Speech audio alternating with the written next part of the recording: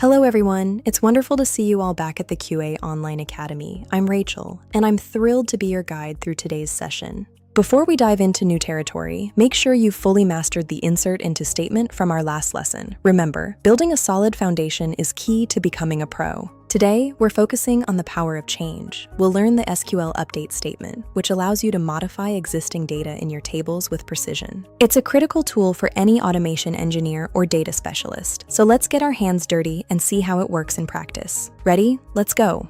The SQL update statement is your primary tool for modifying existing records. Whether it's one row or many, this is how you keep your data current. The syntax is straightforward. Start with update and the table name, then use set to specify the new values, and crucially, use where to target specific rows. A quick word of caution. Always be careful with the where clause. If you omit it, SQL will update every single record in your table. Always double-check your conditions.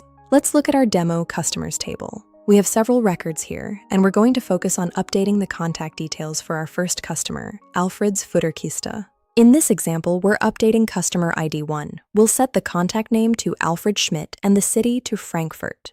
Notice how specific we are with the where clause. And just like that, the record is updated. Alfred's Futterkiste now has the correct contact person and location in our database. It's precise and efficient. You aren't limited to just one record. The where clause can target groups of data too. Let's see how we can update everyone from a specific country. Suppose we want to change the contact name to Juan for every customer located in Mexico. We simply set the condition where country equals Mexico. Now, if we check our table, every record where the country was Mexico has been updated simultaneously. This is the power of a well-defined where clause. I cannot stress this enough. Be absolutely certain about your where clause. Let's see what happens when you leave it out entirely. Hint, it's usually not what you want. If we run update customers set contact name equals Juan without a where clause, SQL doesn't know where to stop. It assumes you mean everywhere. See that? Every single person in the database is now named Juan. This is a classic mistake, so always verify your conditions before executing. Now it's your turn to practice. I want you to open PyCharm on your machine and try to update a record yourself. Think of a condition and apply a change. Ready?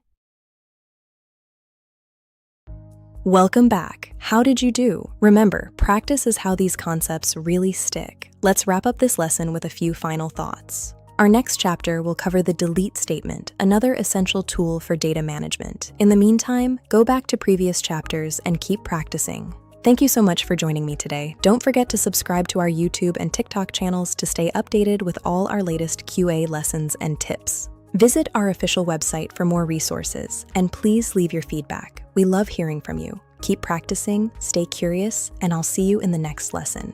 Goodbye.